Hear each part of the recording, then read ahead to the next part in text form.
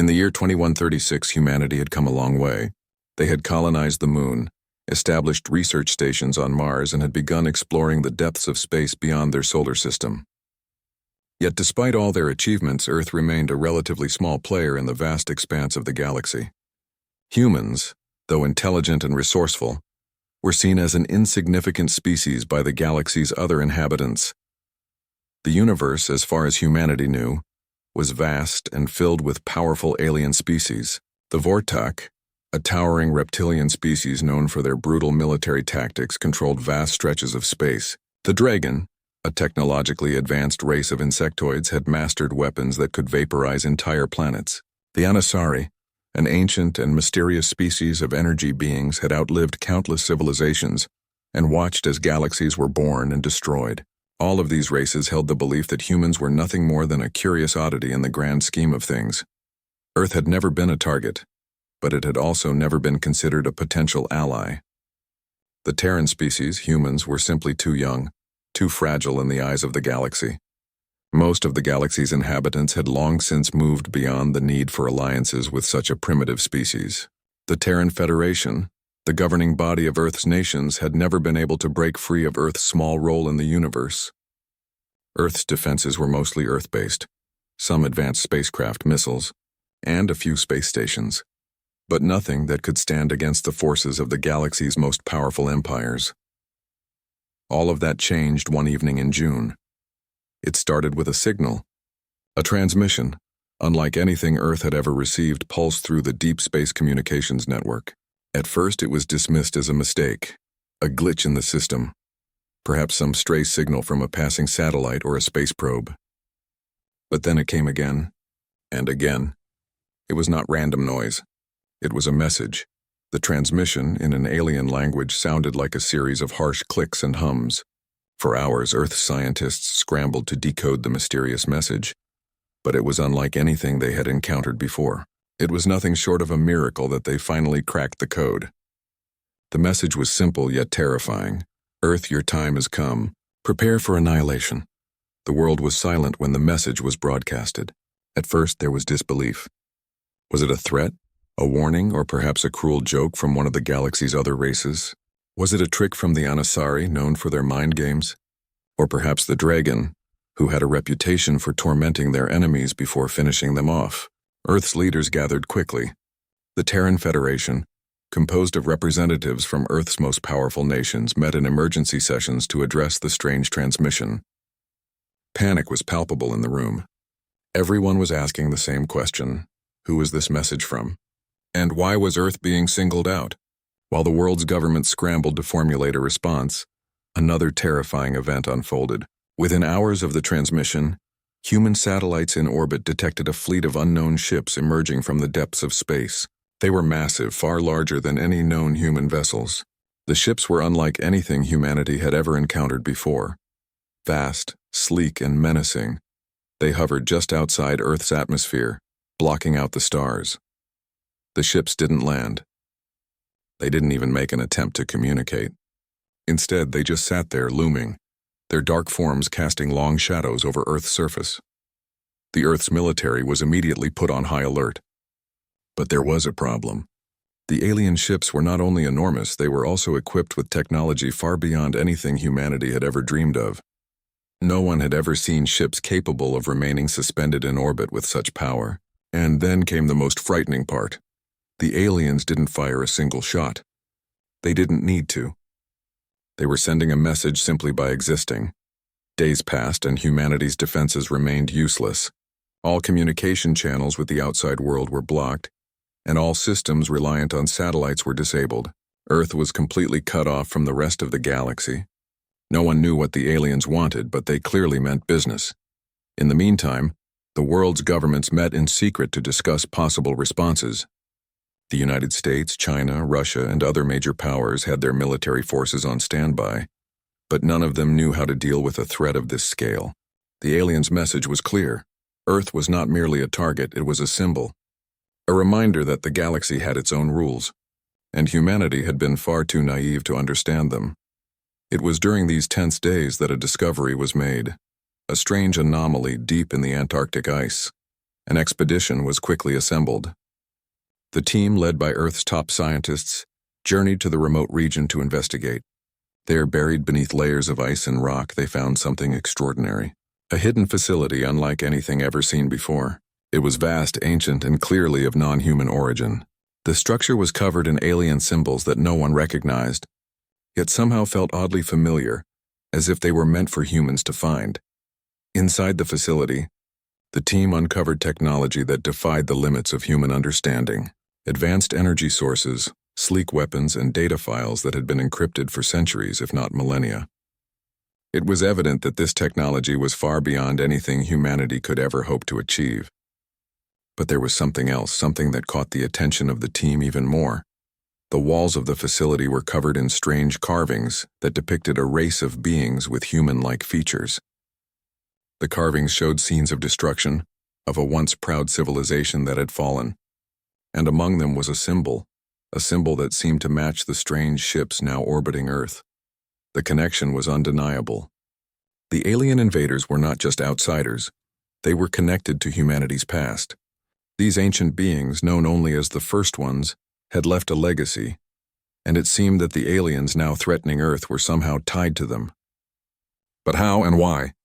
The discovery sent shockwaves throughout Earth's scientific community. And as the truth began to unfold, so did the implications. Earth wasn't simply facing an alien invasion. It was facing a war that had been set in motion long before humanity ever knew the stars. As days passed, Earth's leaders struggled to make sense of the alien threat. The message, "Earth, your time has come. Prepare for annihilation," still echoed in their minds. The alien ships had remained in orbit, their presence a constant reminder that Earth was on the brink of something far greater than anyone could have imagined. Humanity's understanding of the universe was about to change forever. The initial panic was replaced with a growing sense of fear and uncertainty. The Terran Federation, made up of Earth's top military and scientific minds, was now faced with a choice. Should they attempt to communicate with the alien invaders, or should they prepare for war, knowing that their current defenses were nowhere near powerful enough to stop the alien fleet? The world held its breath as the days stretched on, and the answer seemed to come with each passing moment. The alien ships did not move. They did not fire weapons or show any signs of aggression, yet. They simply waited. Humanity's governments remained in crisis mode, and the military worked around the clock to analyze the alien ships and figure out what they were up against. Meanwhile, across the globe, scientists who had once been focused on other tasks turned their attention to a more pressing issue: understanding the strange discovery in Antarctica. Deep beneath the ice, an ancient and mysterious facility had been uncovered, buried for centuries or perhaps even millennia. It was clear that whoever had built the facility had left behind something important. The question was, why had they left it hidden? And why had it been discovered now at the very moment when Earth was facing the greatest threat of its history?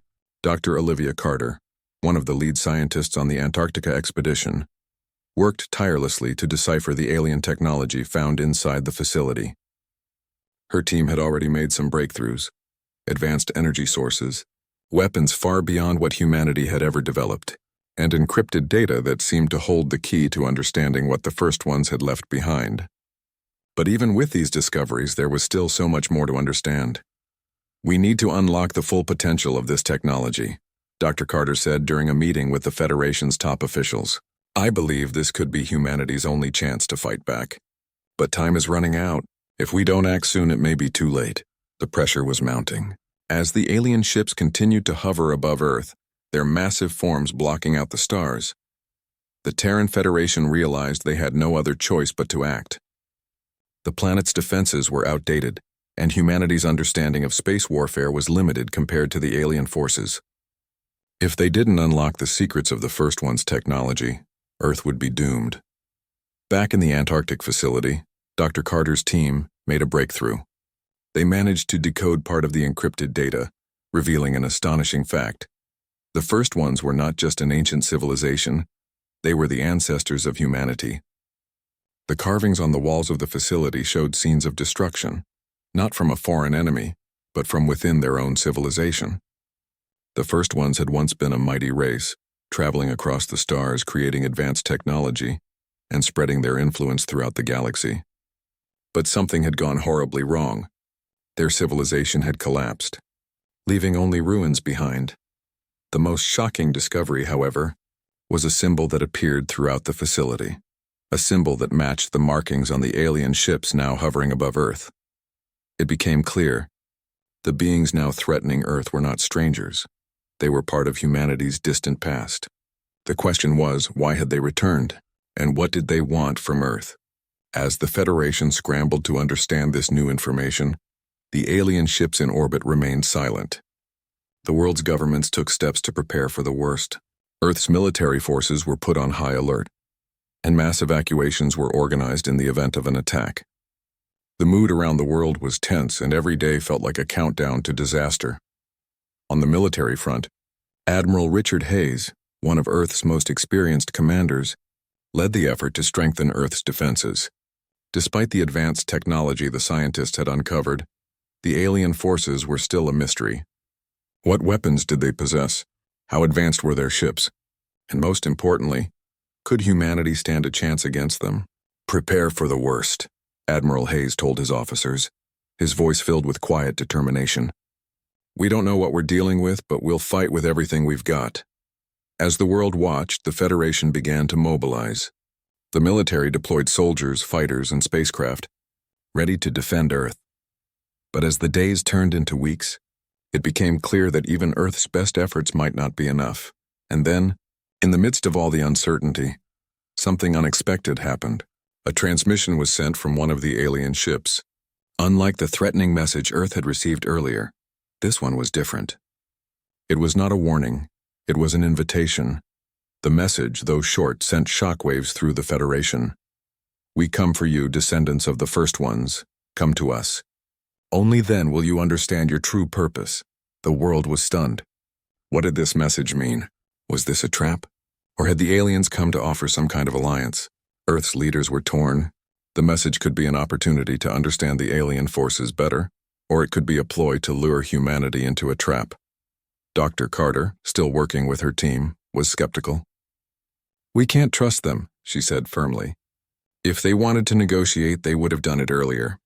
This is a test, and we need to be ready for whatever comes next.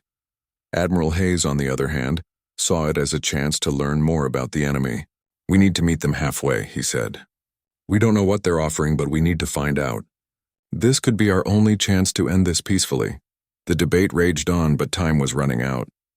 Earth was facing an enemy that was both familiar and terrifying. The message had made it clear. The aliens were not just invaders, they were part of Earth's own history, and they believed that humanity had a greater role to play in the galaxy. But what was that role? And why had they chosen now, of all times, to return? With no clear answers, humanity had no choice but to take the next step. Earth's leaders decided to send a delegation to meet the aliens. The team would be led by Dr. Carter, with a group of scientists, diplomats, and military officers. Their goal was simple: to understand the aliens' intentions and, if possible, to negotiate for Earth's survival. As the team prepared for their journey into the unknown, the rest of Earth waited. Every moment felt like a lifetime. Would humanity be able to unlock the secrets of their own past? And could they survive the awakening of an ancient power that had been lying dormant for so long? The future of Earth rested on the answers they would find. The days that followed Earth's decision to send a delegation to meet the alien forces were filled with tension. Earth was on the edge of a precipice, uncertain whether their next move would lead to peace or to total destruction. Dr. Olivia Carter, the lead scientist, was preparing herself for what could be the most important meeting in the history of humanity. The team selected for this mission was a mix of top diplomats, military officers, and scientists, all working together for a singular goal: to understand the intentions of the alien race now hovering over Earth. The alien message was clear but cryptic. We come for you, descendants of the first ones. Come to us. Only then will you understand your true purpose. What this purpose might be was anyone's guess, but one thing was certain: humans could no longer afford to sit idly by. The time for hiding was over. On the surface of Earth, people from all walks of life anxiously watched the news. Most were filled with fear. Some were hopeful that the aliens might offer peace. Others feared that Earth's time had come. The world, once divided by political and social differences, now had one common enemy, or at least one common unknown. Humanity had never been so united, for better or worse. The Terran Federation, a newly formed collective of Earth's governments, was now the central command for all military operations and diplomatic efforts. The Federation's first task was to prepare for the meeting between humans and the alien forces. They knew that any wrong move could be the end of civilization as they knew it.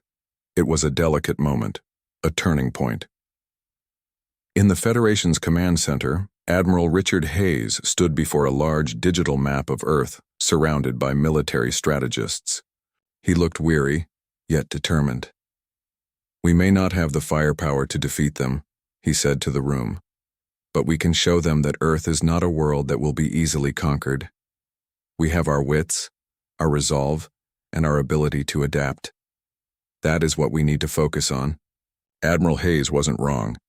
Despite their military might, the aliens had not made any aggressive moves.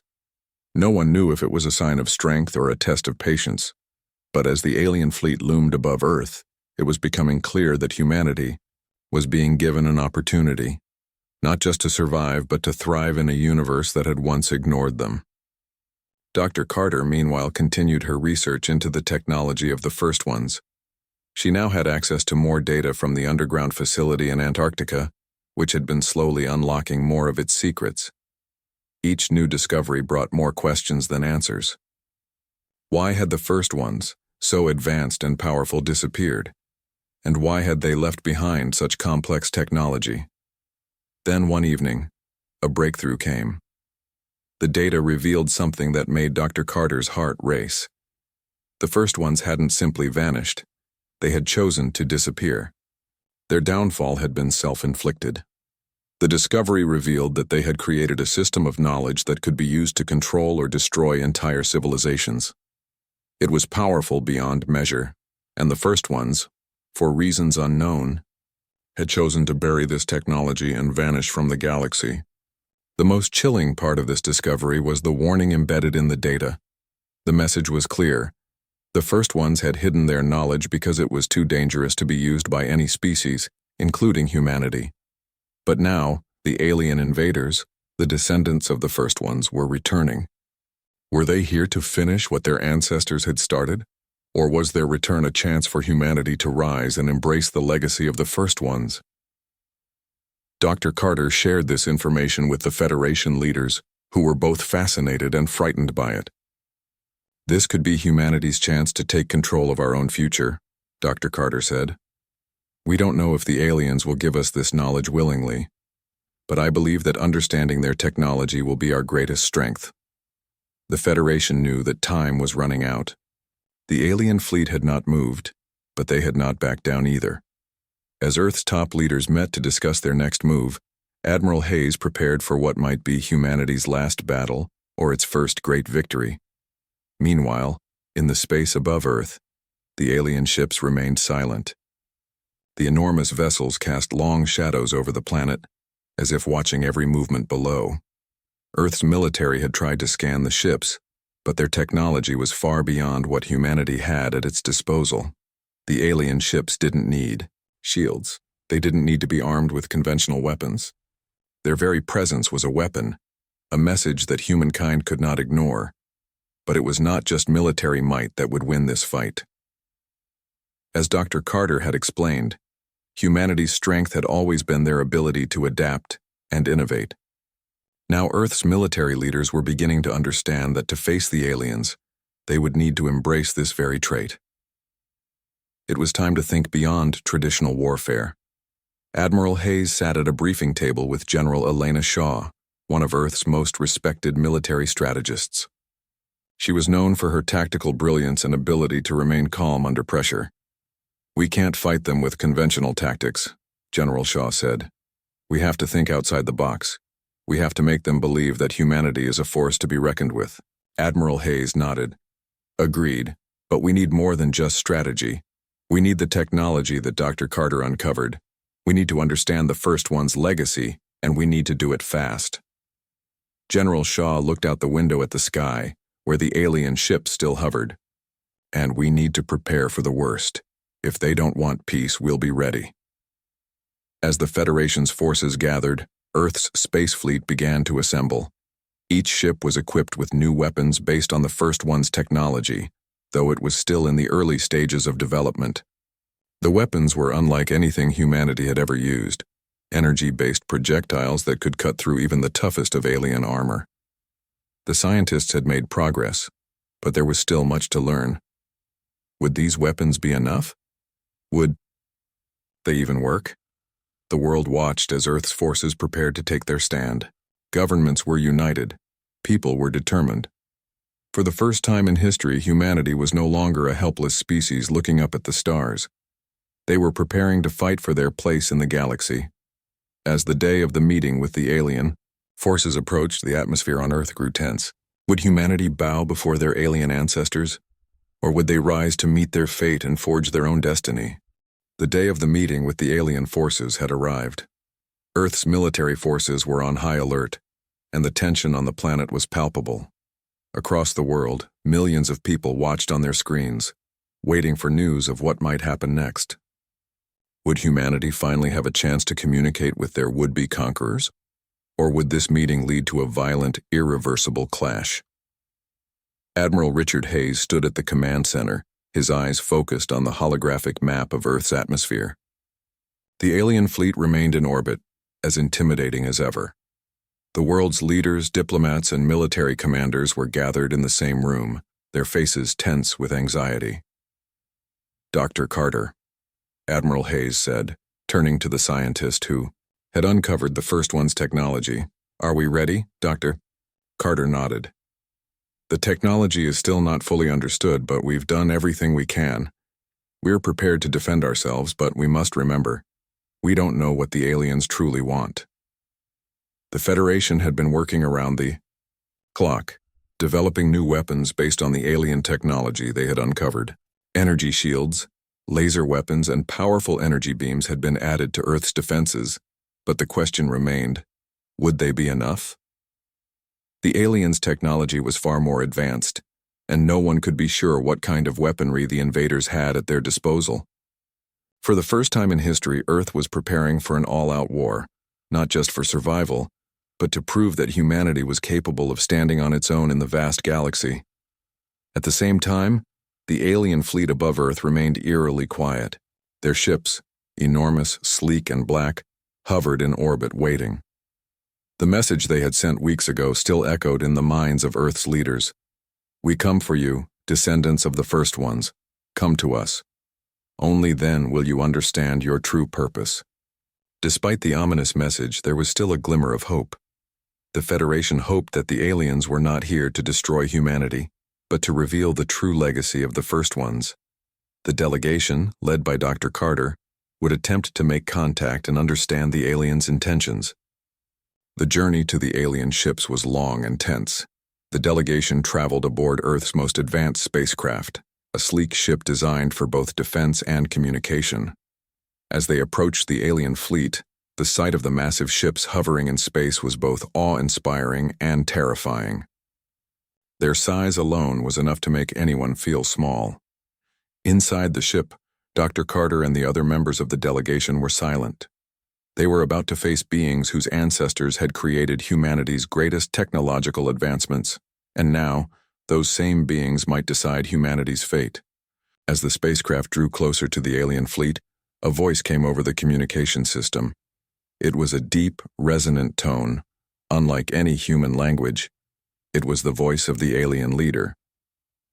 "Descendants of the first ones," the voice said, "you stand at the crossroads of your destiny. Come to us and you will learn the truth of your creation. But refuse and you will suffer the consequences of your ignorance." Dr. Carter stood at the front of the delegation, her heart pounding. This was the moment of truth. The aliens were offering humanity a chance to learn the secrets of the first ones. But the warning was clear. Refuse and Earth would be destroyed. "We must go," Dr. Carter said to the rest of the team. "There's no turning back now." As the delegation entered the alien ship's docking bay, they were met by a group of tall, imposing figures. They were not like the aliens humanity had imagined. These beings were humanoid, their bodies cloaked in flowing dark robes. Their eyes glowed with an eerie light, and their presence seemed to radiate power. The leader of the alien group stepped forward. His voice echoed in the room, his tone filled with authority. "You are the descendants of the first ones," he said, his words slow and deliberate. "Your ancestors were once mighty, but they failed. They fell, and their legacy was lost. Now we have returned to see if you are worthy of the power they left behind." Dr. Carter stood tall, her voice unwavering. "We are ready to learn, but we will not kneel to you. We are not here to be slaves. We are here to understand." The alien leader's eyes narrowed. "Very well," he said. "But know this, your people are weak. You are untested. We will show you the power of the first ones. You will either prove yourselves worthy of that power, or we will leave your world in ruins." With a wave of his hand, the leader motioned for them to follow. The delegation was led into a large chamber filled with strange, glowing devices. The air seemed charged with energy, and the room hummed with a low, almost musical sound. "This is the heart of our civilization," the alien leader explained. "The technology you see before you is far beyond your understanding. It was the first ones who built it, and it is their legacy that we now offer to you." As they stepped forward, a holographic display sprang to life, showing images of the first one's vast empire, planets they had colonized, cities they had built, and technology they had mastered. But there was also something darker in the display, images of destruction, of battles fought, and of the downfall of the first ones. The hologram showed their eventual collapse, their civilizations reduced to rubble. The first ones were powerful, yes, the leader said, but their arrogance led to their fall. They believed they could control everything, and they destroyed themselves in the process. You are no different. You are fragile, small, and easily manipulated. You must decide whether you will accept the power of the first ones or reject it and face extinction. Back on Earth, the Federation held its breath as the delegation met with the aliens. Every minute felt like an eternity. The world watched, hoping for a breakthrough, but fearing the worst. In the command center, Admiral Hayes and General Shaw reviewed the latest intelligence. The alien fleet remained in place, their ships untouched. It was clear that the aliens were giving humanity a chance to prove itself. But how much time did Earth have? "We need to prepare for any outcome," Admiral Hayes said grimly. "If this fails, we'll have to fight for our survival. But if we succeed, we may unlock the future of humanity." The last stand was not just about survival. It was about proving that humanity had the strength, intelligence, and resilience to stand beside the greatest civilizations of the galaxy. The fate of Earth rested on the next move. As the delegation continued their meeting with the aliens, the tension on Earth grew. The world held its breath, waiting for the outcome. Would humanity rise to the occasion? Or would the aliens take everything from them? The future of Earth and the galaxy hung in the balance. The moment stretched into hours as Dr. Olivia Carter and the delegation stood before the alien leader. The holographic display flickered with images of the past, the rise and fall of the first ones, their empire spanning across countless worlds. The alien leader, towering and unblinking, watched them closely, his eyes glowing faintly. "You stand at the crossroads of your future," the leader said, his voice cold yet commanding. "Will you accept the legacy of the first ones, or will you continue on the path of destruction that your ancestors once walked?" Dr. Carter's mind raced. The weight of the decision pressed on her shoulders. She glanced at her team, scientists, diplomats, military leaders, all equally uncertain. This was a moment unlike any other in human history. The galaxy, which had once looked down on humanity, now stood at a crossroads with them. The first one's technology could grant Earth unimaginable power, but the price was unknown. They could either accept this power and risk repeating the mistakes of their ancestors, or they could reject it, possibly sealing their fate. "We are not here to accept power blindly," Dr. Carter said, her voice steady despite the fear churning inside her. "We are here to learn, to grow, and to ensure that we don't repeat the mistakes of the past. We will use this technology with wisdom, not arrogance. We will not be your servants." We will be partners. The alien leader's expression remained unchanged. For a long moment, no one spoke. The room was filled with the hum of the alien technology surrounding them, a stark reminder of the immense power they were being offered. Finally, the alien leader stepped forward, his cloak sweeping across the floor. "You speak with conviction, human," he said. "Perhaps there is hope for your species after all." Without another word, the leader gestured to one of the glowing devices nearby. A bright beam of light shot up from the center of the room, forming a shimmering portal. The leader motioned for Dr. Carter and her team to step forward. "This is the path to your destiny," he said. Back on Earth, the Federation's military forces watched anxiously from their command centers. Every transmission from the delegation was being monitored, but there was no way of knowing what was truly happening inside the alien ships. The alien fleet remained silent in orbit, their dark forms casting long shadows over the Earth below. Admiral Richard Hayes paced back and forth in the command center. "We don't know what's happening up there," he said, frustration in his voice. "But we have to be ready for anything. If this meeting fails, we won't just be fighting for our survival. We'll be fighting for our very existence." General Elena Shaw stood nearby, her arms crossed. "We've prepared for this moment," she said. "The weapons, the defenses, they're all in place. But we need to trust the delegation. They're our best chance." Admiral Hayes nodded but remained uneasy. The fate of Earth rested on the outcome of the meeting above. Every second felt like an eternity. Meanwhile, on the alien ship, Dr. Carter and her team stepped through the portal. They found themselves standing in a vast alien chamber, the walls pulsating with energy. In the center of the room was a massive structure, shaped like a towering obelisk. It hummed with power, sending out waves of energy that made the air feel thick with tension. "This is the core of the First One's technology," the alien leader explained, his voice echoing in the chamber. "It is not just a weapon, but a key to understanding the universe. It can create worlds, destroy them, or transform them beyond recognition. With this power, your species could reshape reality itself." Dr. Carter stepped forward, her mind racing. The possibilities were beyond imagination. The technology was clearly capable of immense creation and destruction. But the question remained, should humanity take control of it, or would it fall into the same trap the first ones had? The temptation to wield such power was overwhelming, but Dr. Carter knew the dangers all too well. "We are not here to reshape reality," she said, her voice filled with resolve. "We are here to ensure that humanity grows, learns, and becomes a part of something greater, not to dominate or destroy." The alien leader looked at her with something resembling respect. "Perhaps you understand more than your ancestors did. Very well, you will have the power, but only on the condition that you use it wisely." With a wave of his hand, the obelisk hummed louder, and beams of energy shot out from it, connecting to the members of the delegation. Dr. Carter felt the power surge through her like a current of pure energy. She saw visions of the past, the rise and fall of the first ones, their knowledge and their downfall. The weight of their mistakes pressed down on her.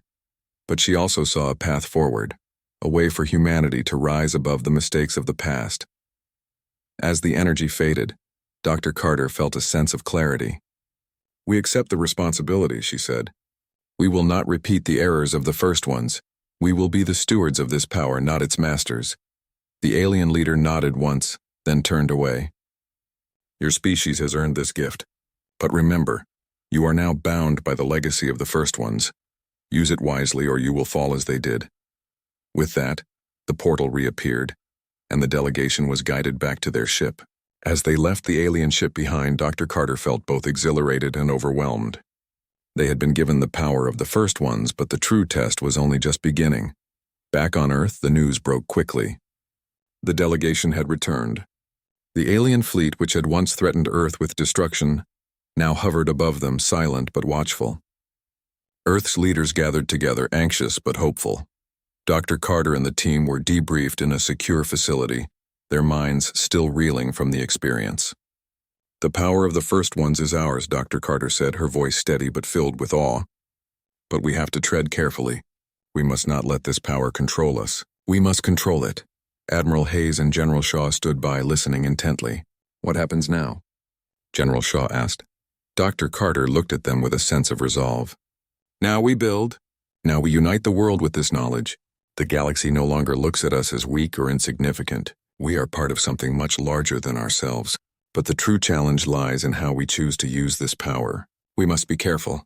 We cannot fall into the same traps as the first ones. Admiral Hayes nodded. The Federation is ready. We will build the future together. As Earth looked up at the stars, something had changed. The planet was no longer helpless. The galaxy no longer saw Earth as weak. Humanity had earned its place in the stars, not through violence or conquest, but through wisdom and determination. The dawn of a new era had begun.